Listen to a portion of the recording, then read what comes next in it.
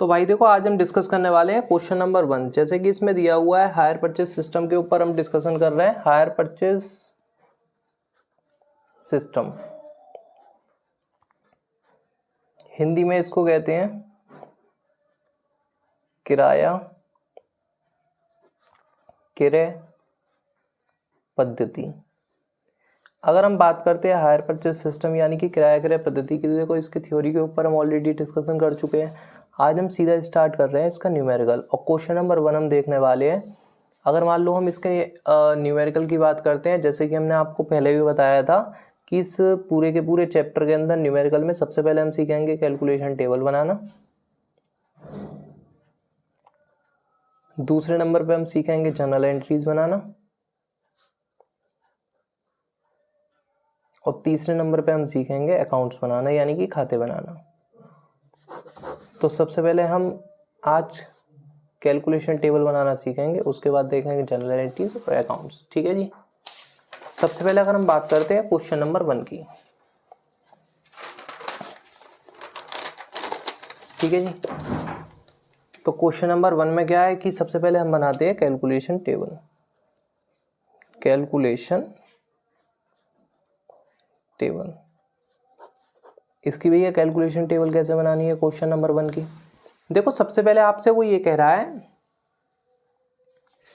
कि 1 अप्रैल 2021 को कृष्णा ट्रांसपोर्ट ने राजस्थान मोटर्स से किराया क्रय के आधार पर मोटर ट्रक खरीदा, जिसका रोकड़ी मूल्य 73,470 रुपये था। 20,000 रुपये का तुरंत भुगतान किया गया तथा शेष राशि का भुगतान 2,000 वाली 3 वार्षिक किस्तों में प्रतिवर्ष 31 मार्च को चुकाने का समझौता हुआ। ब्याज 6% वार्षिक की दर से लगाया जाता है।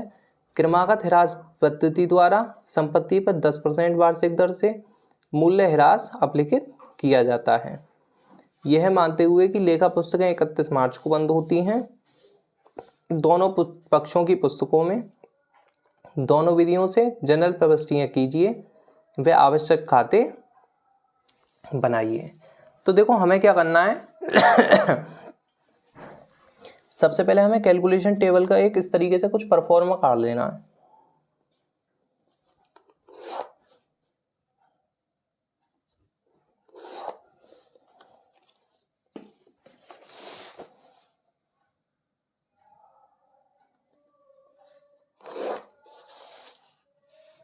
यहाँ पे हो गया पर्टिकुलर्स, यहाँ पे क्या हो गया भैया 1 2 3, ठीक है जी। एक इधर बन जाएगा इस तरीके से। सबसे पहले यहाँ लिखेंगे पर्टिकुलर्स। सबसे पहले क्या लिखेंगे भैया पर्टिकुलर्स। उसके बाद में आएगा आउटस्टैंडिंग सीपी। आउटस्टैंडिंग सीपी का मतलब यह है कि जितना हमारा अदत्त रोकड़ मूल्य है, मतलब जितने रुपए बकाया है, वो यहाँ पे आ जाएगा।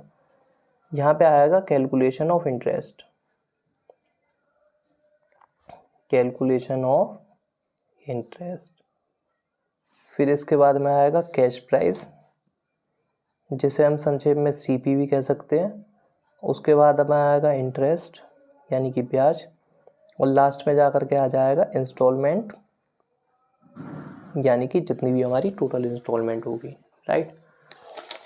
जैसे कि इस प्रश्न में दिया हुआ है कि 1 अप्रैल 2021 को कृष्णा मोटर्स ने राजस्थान मोटर्स से किराया क्रय के आधार पर मोटर ट्रक खरीदा। हमने कहा ठीक है, जिसका रोकड़ी मूल्य 73,470 रुपये था। हमें एक चीज देखनी है कि टोटल सीपी है ना एडवांस प्लस इंस्टॉलमेंट के बराबर है या नहीं है।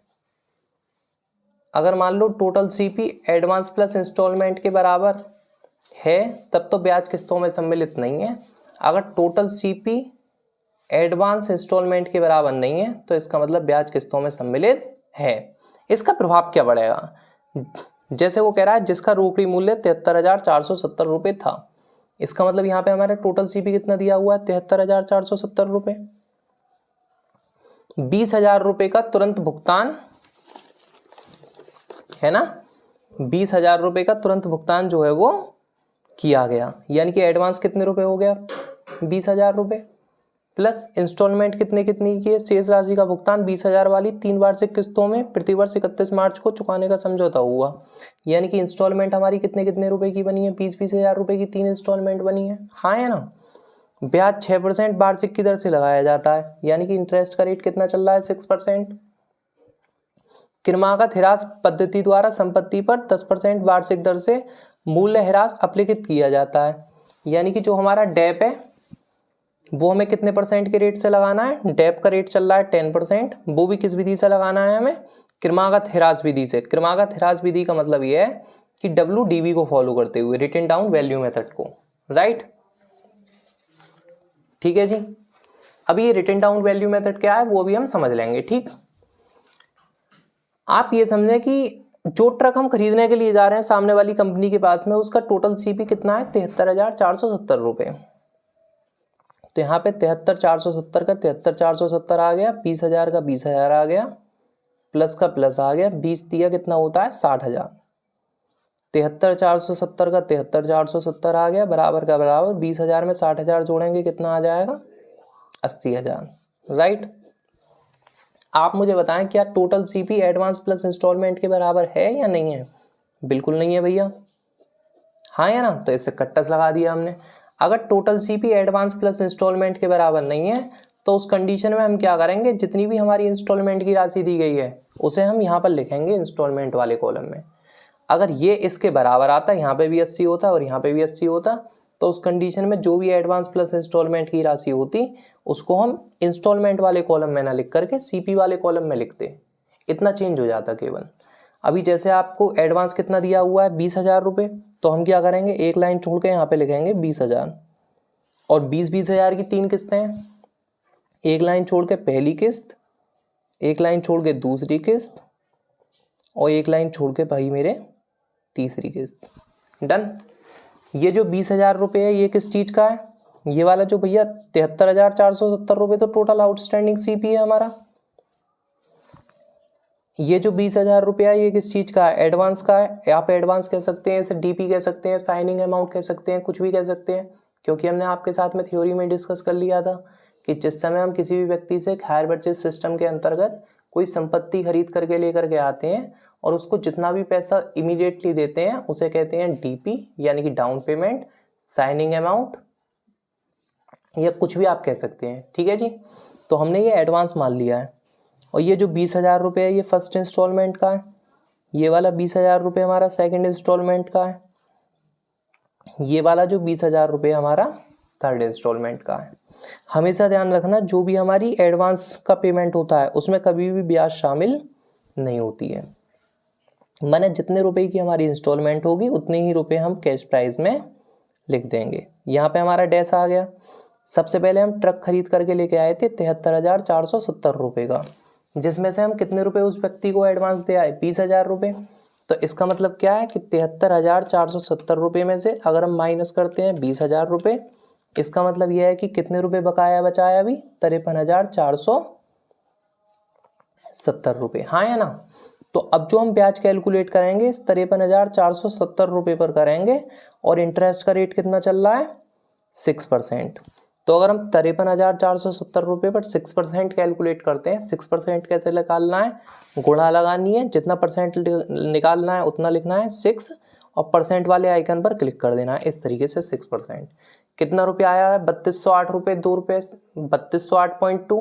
तो इसे अप्रोक्स मार करके लेना है, इंटरेस्ट जो ली जाएगी हमेशा वो अप्रोक्स में ली जाएगी।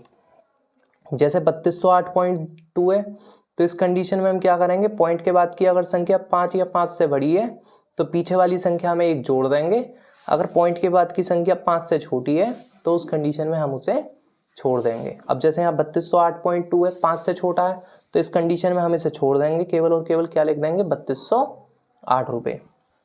तो यहाँ पे हमने कितना लिख दिया 3208। अगर यहाँ होता 3208.5 या 3208.5 से बड़ी कोई संख्या होती तो हम पीछे वाली संख्या में 1 जोड़ देते, यहाँ पर 3209 रुपये लिख देते, राइट। अभी 3208 रुपये हमारी इंटरेस्ट हो गई। 20,000 रुपये हम टोटल दे करके आ रहे हैं। सपोज दैट हम किसी से भी ट्रक खरीद करके लेके आ रहे हैं जिसको हम 20,000 रुपये की इंस्टॉलमेंट दे करके आ रहे हैं। जिसमें हमारा 3208 रुपये का ब्याज शामिल है। इसका मतलब उसको हम एक्चुअल में इंस्टॉलमेंट कितने रुपए की दे करके आ रहे हैं, 16,792 रुपये, हाँ या ना। तो यहाँ से हमें कितना रुपया माइनस करना है, जितना यहाँ पे होगा उतना ही रुपया हम यहाँ से माइनस कर देंगे, 16,792 रुपये, हाँ या ना। तो 53,470 में से हम क्या करेंगे, माइनस कर देंगे 16,792 रुपये। तो फाइनली हमारे सामने निकल करके कितना आ जाएगा, 36,678 रुपये, हाँ या ना। अब जितने रुपए बकाया है, मतलब कुल मिलाकर ट्रक कितने का था, एडवांस इतने का दे दिया, इतना रुपया बचा। अब पहली किस्त जब इतने रुपए की चली गई, अब इतना रुपया हमारा बकाया बचा है। तो अब जो हमें इंटरेस्ट कैलकुलेट करनी है उस बकाया रुपए पर करनी है जितने रुपए हमारे बकाया बचे हैं। जैसे यहाँ पे बकाया बचा है 36,678 रुपये, उस पर 6% के रेट से कितने रुपए की इंटरेस्ट बनती है, 2200.68 की। तो हम यहाँ पे कितना लिख देंगे, 2201 रुपये, क्योंकि पॉइंट के बाद की संख्या 5 से बड़ी है ना। तो हम यहाँ पे कितना लिख देंगे, 2201 रुपये, हाँ है ना।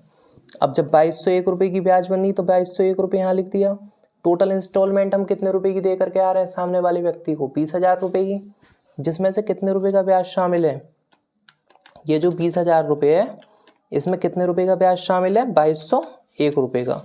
तो कुल मिलाकर के टोटल एक्चुअल इंस्टॉलमेंट हमारी कितने की हो गई, जो सामने वाले व्यक्ति को हम पे कर रहे हैं, 17,799 रुपये। ये हम एक्चुअल में संपत्ति का पे कर रहे हैं, 17,799 रुपये।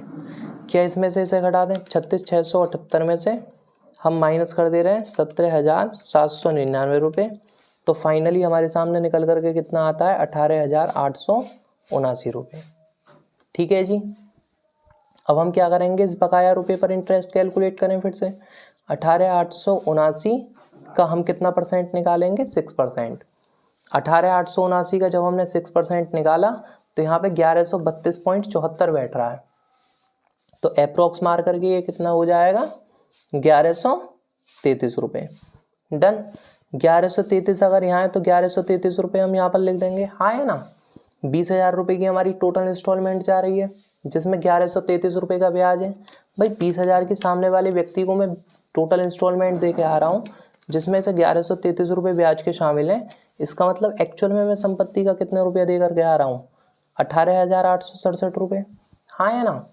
अब जितना यहाँ पर है उतना यहाँ पर लिखा जाएगा, 18,867 रुपये। डन। अब 18,879 में से अगर हम माइनस करेंगे 18,867 रुपये तो हमारा 12 रुपये बच गया, हाँ या ना, जो कि गलत है। हमें लास्ट में जाकर के आंसर ज़बरदस्ती जीरो बैठाना है। अब उसका एक ही तरीका है कि 18,879 में से हम कितना घटाएं जो लास्ट में जाकर के जीरो आ जाए, 18,879, तभी तो यहाँ जीरो आएगा। मतलब लास्ट वाली साल हमें ज़बरदस्ती जीरो ही बैठाना है। ठीक है जी। तो 18,879 मेरा बकाया बचा था, तो मैंने बकाया का एक बार में पेमेंट कर दिया, जितने भी रुपए बकाया था। अब मेरा 0 रुपये हो गया, संपत्ति मेरी हो जाएगी, हाँ या ना। लेकिन यहाँ पे हम कौन सी अमाउंट दिखाते हैं, जो यहाँ पे लिखी हुई होती है वही अमाउंट तो दिखाते हैं। जितने रुपए कैश प्राइस में होते हैं उतने रुपए यहाँ दिखाए जाते हैं। तो यहाँ पे हम कितना दिखा देंगे, 18,879 रुपये। डन। अब यहाँ पे कहने का अर्थ हमारा ये है कि लास्ट वाली साल जो इंटरेस्ट निकलेगी वो इस तरीके से परसेंट के बेसिस पे ना निकल करके 20,000 में से 18,879 घटा करके देख लो कितने रुपए इंटरेस्ट के आते हैं।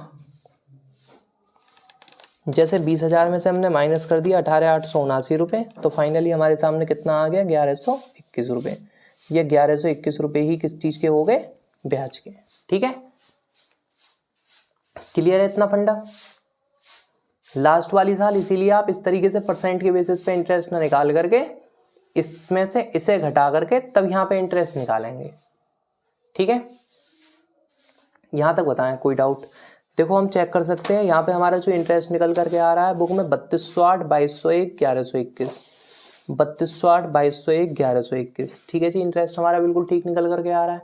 इसका मतलब क्वेश्चन हमारा एकदम बढ़िया है। अब यार देखो इसकी डेप निकालना और सीखेंगे। जैसे कि इसमें दिया हुआ है कि क्रमागत ह्रास विधि के आधार पर हमें 10% प्रतिवर्ष की दर से ह्रास निकालनी है। तो ह्रास के बारे में शायद हमने आपको पहले नहीं समझाया है। तो ह्रास के बारे में आप ये समझें कि जो डेप्रिसिएशन होती है यानी कि हिरास होती है, सबसे पहले तो ये समझना जरूरी है कि भैया एक्चुअल में हिरास होती क्या है, डेप्रिसिएशन होता क्या है। देखो, किसी भी संपत्ति के मूल्य में होने वाली शनय शनय, किसी भी संपत्ति के मूल्य में होने वाली शनय शनय, शनय शनय का मतलब धीरे धीरे, तथा स्थायी कमी को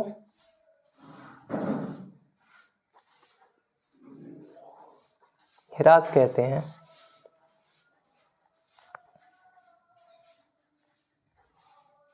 इसका मतलब क्या है, सपोज दैट अगर हम 10,000 रुपये का मोबाइल भी खरीद के लेकर के आते हैं और 2 महीने के बाद इस मोबाइल को बेचने के लिए जाते हैं, क्या वो मोबाइल 10,000 रुपये का बिक जाएगा?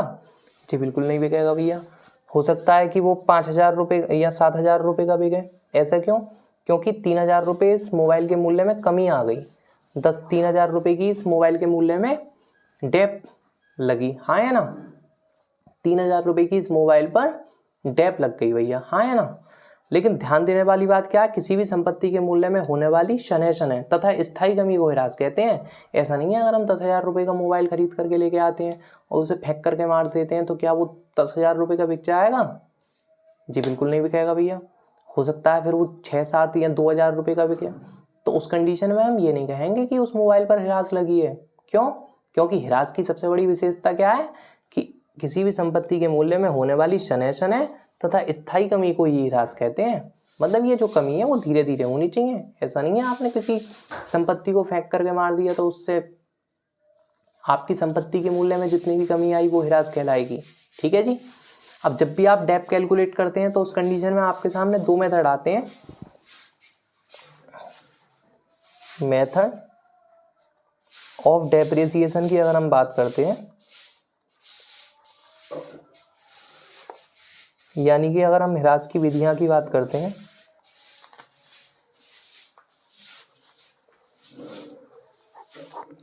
तो हिरास की 2 विधियां हैं।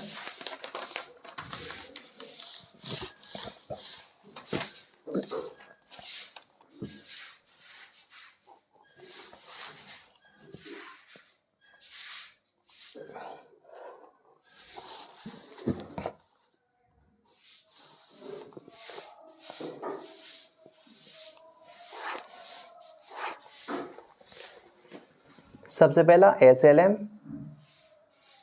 और दूसरा WDV। इसका मतलब है straight line method, straight line method, और इसका पूरा नाम है रिटन डाउन वैल्यू मेथड।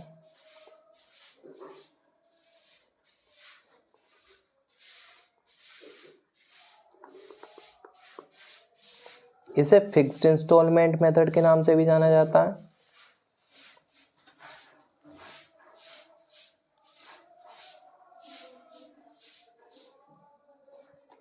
और इसे डिमिनिशिंग बैलेंस मेथड के नाम से भी जाना जाता है।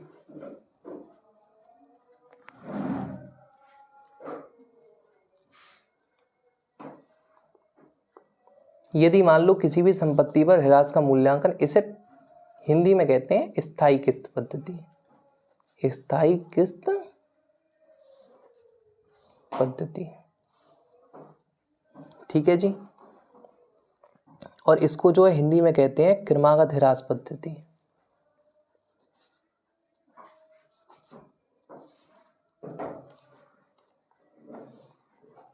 यदि मान लो किसी भी संपत्ति पर हिरास की गणना स्थायी किस्त पद्धति के आधार पर की जाती है तो उस दशा में हिरास संपत्ति की मूल लागत यानी कि प्राइम कॉस्ट पर लगाया जाता है। और यदि मान लो किसी संपत्ति पर हिरास की गणना क्रमागत हिरास पद्धति के आधार पर की जाती है तो उस दशा में हिरास जो है वो संपत्ति के बैलेंस पर यानी कि संपत्ति के शेष मूल्य पर लगाया जाता है। इसका मतलब क्या है कि जैसे अगर मान लो हम 10,000 रुपये का कोई ट्रक खरीद के लेके आते हैं सिंप्लिसिटी के पॉइंट ऑफ व्यू से, और हमने डिसाइड करा भाई हम डेप लगाएंगे, है ना, हम हिरास लगाएंगे अपनी इस संपत्ति पर या मोबाइल पर। मान लो आप मोबाइल पर हमने सोचा भाई डेप्रिसिएशन लगाएंगे, हम डेप लगाएंगे, हिरास लगाएंगे और SLM से लगाएंगे, वो भी कितना 10%। कितना परसेंट लगाएंगे भैया? 10%। इसका मतलब पता है क्या है कि जैसे हम 10,000 रुपये का मोबाइल खरीद के लाए हैं तो पहली साल टैप कितने की लगेगी 10% के रेट से? 1,000 रुपये की। 10,000 में से 1,000 घटा करके कितने रुपए का मोबाइल बचा? 9,000 रुपये का। फिर इससे अगली साल जो दूसरी साल टैप लगेगी वो 10% जो टैप लगेगी इस 9,000 पर नहीं लगेगी, किस पर लगेगी?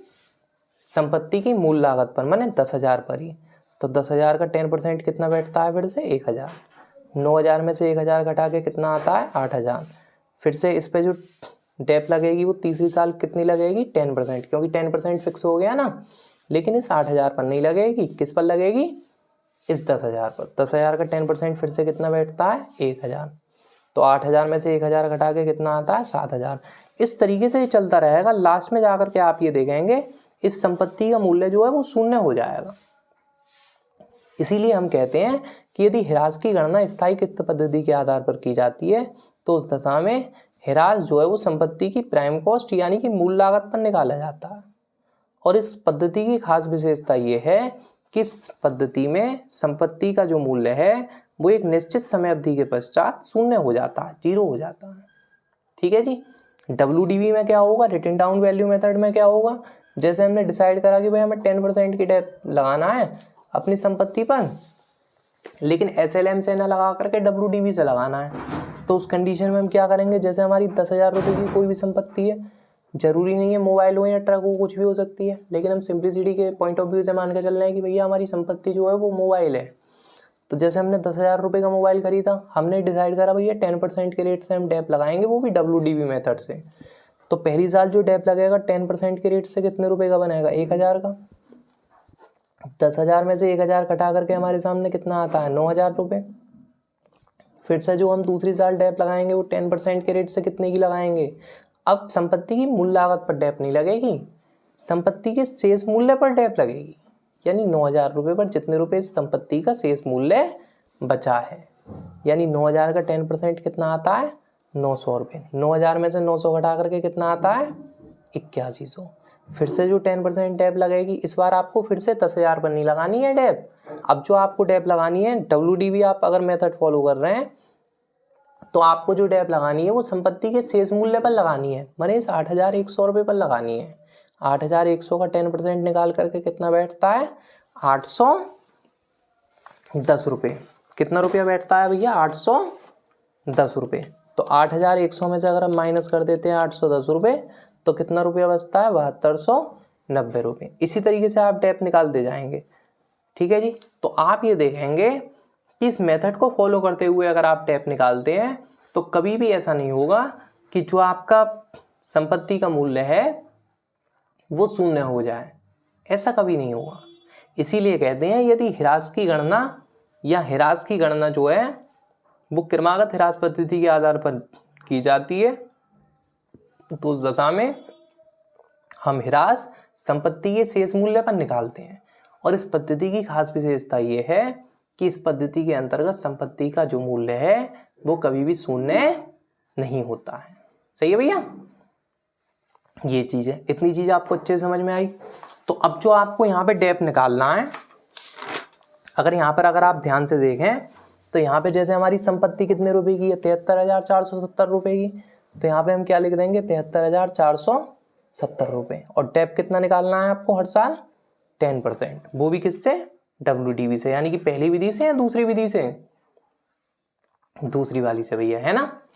तो जैसे हमारा 73,470 रुपये का संपत्ति है, इसका 10% कितना बैठता है? 7,347 रुपये।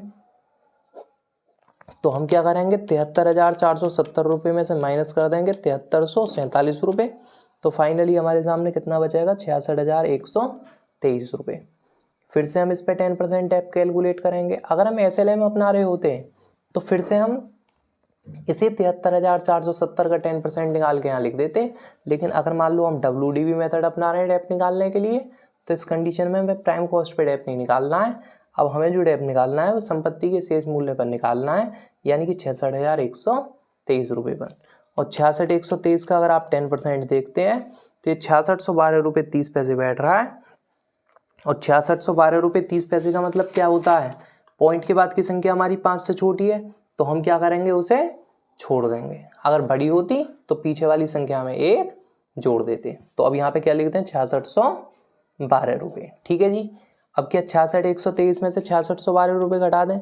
66,123 में से हमने माइनस कर दिए 6612 रुपये, तो फाइनली हमारे सामने कितना आता है 59,511 रुपये। क्या फिर से हम 10% डेप्थ कैलकुलेट कर लें। 59,511 का अगर हम 10% निकालते हैं तो हमारे सामने बैठ रहा है 5951 रुपये .1। तो इसको साइड कर दें क्योंकि पॉइंट के बाद की संख्या 5 से छोटी है, तो हमारा कितना रह जाएगा केवल 5951। तो 59,511 रुपये में से क्या हम माइनस कर दें इसको। 59,511 में से हमने माइनस कर दिया 5951 रुपये, तो फाइनली हमारे सामने कितना आता है 53,560 रुपये। इतनी चीज़ बजाएं, क्लियर हुआ है नहीं आपको। अब देखो इसमें अगर मान लो आप आंसर चेक करके देखोगे तो भाई यहाँ पे आपका जो आंसर आया हुआ है डेप्रिसिएशन का पहली साल का 7347, 6612 और 5951। 7347, 6612, 5951। ठीक है जी, बस।